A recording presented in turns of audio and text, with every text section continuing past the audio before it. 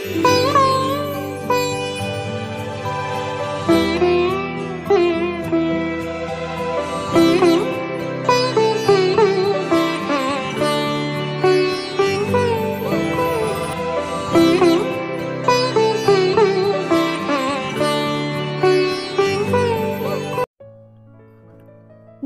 বন্ধুরা, আমি পিঙ্কি। অগ্নিসারয় চ্যানেলের নতুন একটা ব্লগে তোমাদের জানাই অনেক অনেক অনেক স্বাগত। আশা করছি যে যেখান থেকে আমার ভিডিও দেখছো সবাই ভীষণ ভালো আছো। আমিও আমার পরিবার ভীষণ ভালো আছি তোমাদের ভালোবাসায়। আর এই হলো আমাদের ছোট্ট কুটির। কেমন লাগলো তোমাদের কমেন্টস করে জানিও তো। আজকে শরীরটা জানো তো বেশ ভালো। আজ হলো শুক্রবার। সকালবেলা উঠে দরজায় কিছুটা জল দিয়ে তারপর চলে এলাম ব্রাশ করতে। মেয়ের যেহেতু সোমবার থেকে পরীক্ষা শুরু, আজকে তার জন্য স্কুল থেকে স্টাডি লিভ দিয়েছে। আর শনি রবি তোর ছুটিই থাকে, তাই আজকে একটু বেলা করেই উঠলাম, মানে এই ধরো 6টা 5 কি 10। তারপর উঠে ভাবলাম অনেক দিন সকালবেলা ছাদে যাই না, আর হাঁটাহাঁটি তো প্রায় বন্ধই হয়ে গেছে। আগে তাও ভোরবেলা ঘুম থেকে উঠে একটুখানি হাঁটতে বেরোতাম, তখন মোটামুটি 5টা 5:30টায় উঠতাম। কিন্তু এখন না শরীরটা যেন দেয় না, মনে যেন একটু বেশি পরিশ্রম হয়ে যাচ্ছে। তাই 5:45 6টার আগে আর ঘুম থেকেই ওঠা হয় না, তাই আর হাঁটাহাঁটি হয় না। তা আজকে কিছুটা যখন সময় পেলাম, আর বাবাই বলল যে আজকে ও অফিস যাবে না, ওয়ার্ক ফ্রম হোম করবে, তাই কিছুটা সময় ছাদে গিয়ে কাটিয়ে এলাম। মনটা বেশ ভালো হয়ে গেল জানো তো। আসলে সকালবেলা উঠে না এই প্রাকৃতিক পরিবেশটা উপভোগ করতে আমি না বড্ড ভালোবাসি, কিন্তু ওই যে শরীর দেয় না, তাই এখন আর অত সকাল সকাল উঠি না। আসলে মেয়েরও তো দুপুরে স্কুল হয়ে গেছে, ফিরতে ফিরতে প্রায় 5টা, আর দুপুরেও যেহেতু শোয়া হয় না, তাই অত ভোরবেলা আর ঘুম থেকে উঠতে পারি না। ব্রাশ করে মুখ হাত পা ধুয়ে নিলাম ভালো করে। আর এখন না নতুন এই ফেস ওয়াশটা ইউজ করছি, কারণ আমার জন্য তো ওই অ্যান্টিবায়োটিক খেয়েছি জ্বরের জন্য, তার জন্য মুখে দেখছি 2-4টে গোটা বেরিয়েছে। আর এই ফেস ওয়াশটা ভীষণভাবে উপকার দেয় আমার এই মুখে গোটাগুলো রিমুভ করার জন্য। তারপর চলে এলাম বেডরুম ক্লিন করতে। আর এই যে আমার শখের বারান্দা, এইখানটায় যে আমি এসে কি শান্তি পাই না, কি বলবো তোমাদের। যেটুকু টাইম কাজবাজ থাকে, বাকিবাজ সময়টুকু আমি কিন্তু এই বারান্দায় বসেই কাটাই। একটা অদ্ভুত শান্তি পাই, সত্যি কথা।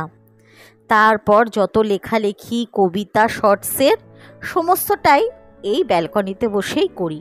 এটা হচ্ছে আমার একান্ত নিজস্ব একটা জায়গা। এই কাপগুলো না নতুন কিনেছি, কি দারুণ দেখতে না। অনেককেই দেখতাম জানো তো এইরকম কাচের কাপে চা খায়, কিন্তু ওই যে বলে যে সময়ের আগে কিছুই পাওয়া যায় না। রাস্তায় বেরাই প্রত্যেক দিনই, কিন্তু নজরে পড়ে কেনা হয় না।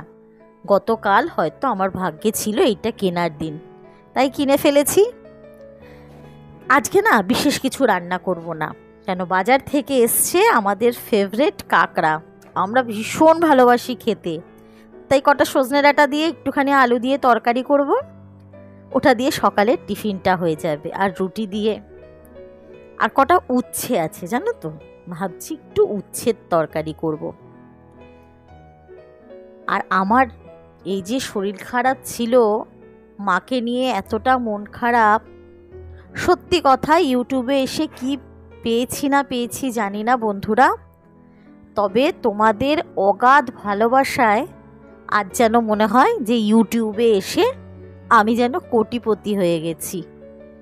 এত এত ভালোবাসা যে আমাকেও, আমার মতো সামান্য মানুষকেও কেউ বাঁচতে পারে, সত্যি কথা তোমাদের কমেন্টসগুলো না পড়লে বোঝা যায় না।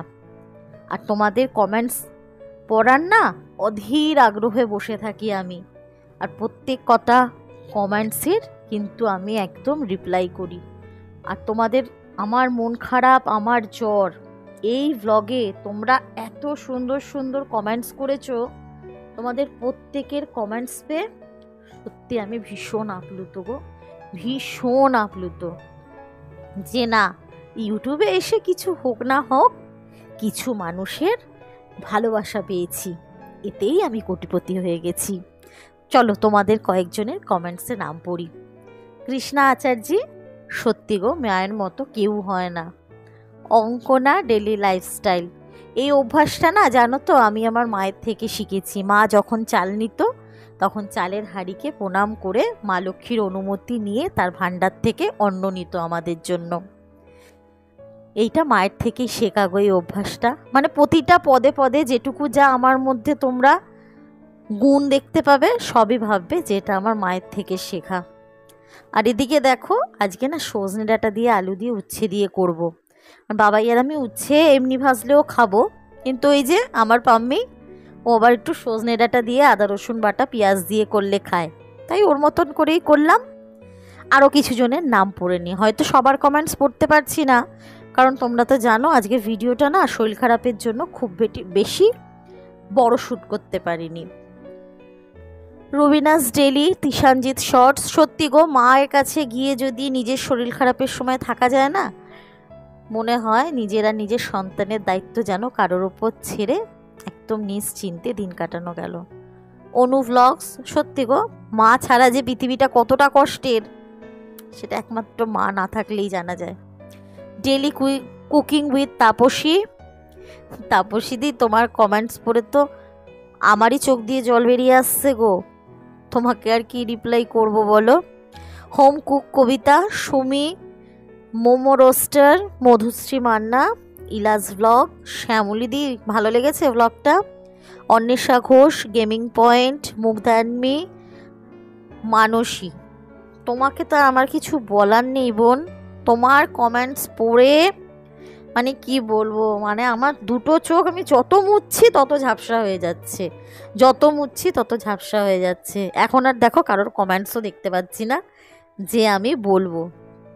সত্যি কথা, এরকম চোখে না দেখে মানে ফোনে দেখা কোনো মানুষকে যে এত ভালোবাসতে পারে ইউটিউবে না এলে বোধহয় জানা হতো না।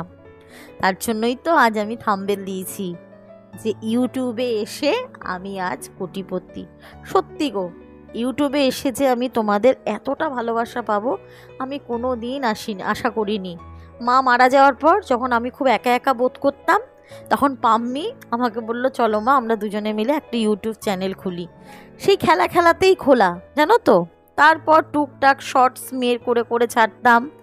তারপর যখন একটু একটু করে তোমাদের ভালোবাসা পেতে শুরু করলাম তখন ডেলি ব্লগ ছাড়া শুরু করলাম। আর সেই শর্টস থেকে এই ডেলি ব্লগ, ডেলি তোমাদের কমেন্টসে মানে সত্যি কথা আমি যেন লোভী হয়ে পড়ছি, দিন দিন তোমাদের ভালোবাসার লোভী জানো তো, যে এত ভালো ভালো কমেন্টস করে আমাকে, তার মানে আরও ভালো ভিডিও বানাতে হবে। সত্যি আমি চেষ্টাও করি। আর তোমরা কমেন্টসে জানিও তো যে আর কি কি ভিডিও দেখতে চাও।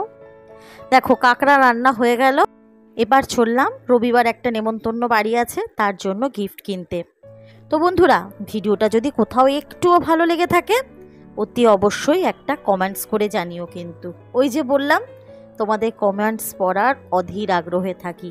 আর যারা চ্যানেলটাকে সাবস্ক্রাইব করোনি এখনও তারা একটা সাবস্ক্রাইব করে একটু লাইক করে দিও। আর যারা করেছো তাদের জানাই অনেক ভালোবাসা। আজ তবে আসি, দেখা হবে অন্য ভ্লগে।